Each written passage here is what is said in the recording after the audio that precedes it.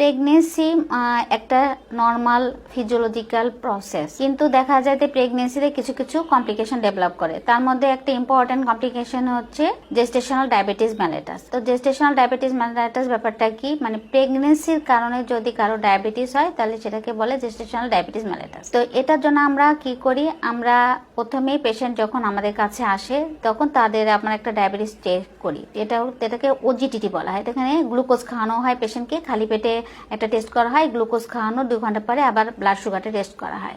তো এটার লেভেলটা দেখে আমরা ঠিক বুঝতে পারি যে তার জেস্টেশনাল ডায়াবেটিস আছে কিনা। আর প্রথম 3 মাসের মধ্যে যদি তা নাও থাকে তাহলে আবার 24 থেকে 28 সপ্তাহে এই টেস্টটাকে আবার রিপিট করে দেখা হয় যে জেস্টেশনাল ডায়াবেটিস মেলাইটাসটা হয়েছে কিনা। তো আমরা কেন এটার ব্যাপারে এত মানে কনসার্ন থাকি কেন, কারণ ডায়াবেটিস বা জিডিএম এমন একটা সমস্যা যেটা কিন্তু মায়ের এবং বাচ্চার শরীরে দুজনের উপরে প্রভাব ফেলে। যেমন মনে করে যদি কারো ডায়াবেটিস ধরা পড়ে প্রেগনেন্সিতে, তাহলে আমাদেরকে অবশ্যই সেই ডায়াবেটিসটাকে কন্ট্রোল করতে হবে।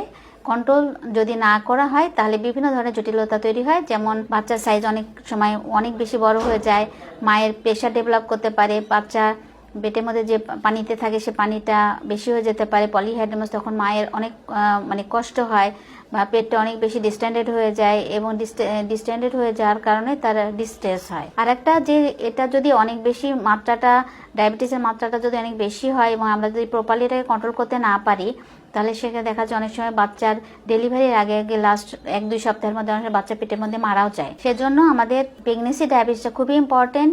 এবং এখানে দেখা যায় যে এটা একটা ভালো যে পেশেন্টের বেশিরভাগ ক্ষেত্রেই ডায়েট, যদি আমরা পেশেন্টকে কিছু ডায়েটারি অ্যাডভাইস দিই সেটাতে কমে যায়, যেমন চিনি না খাওয়া, তারপর একটু মাঝারি ধরনের এক্সারসাইজ করা, এবং দেখা যাবে 90% পেশেন্টেরই ডায়াবেটিস এই ডায়েটারি অ্যাডভাইসেই কমে যায়। কিন্তু কিছু কিছু পেশেন্টের থাকে যে এটা 10% পেশেন্টের মতো কমে না, সেখানে ইনসুলিন লাগে। সেসব ক্ষেত্রে আমরা পেশেন্টদেরকে এন্ডোক্রাইনোলজিস্টের পরামর্শ নিতে বলি। ইনসুলিনও নিতে হবে এবং একই সাথে তাকে মনিটরিং করতে হবে, তাকে নিজে বাসায় মেশিন দিয়ে তার ব্লাড সুগারটা দিনে অন্তত 3 বার খাওয়ার আগে 2 ঘন্টা পরে চেক করতে হবে। এবং এটা কত প্রতিদিন করবে নাকি অল্টারনেট ডেতে করবে না সপ্তাহে একবার, এটা ডিপেন্ড করছে তার যদি ওয়েল কন্ট্রোল হয়ে যায় তাহলে সপ্তাহে একবার করে করলেও হয়।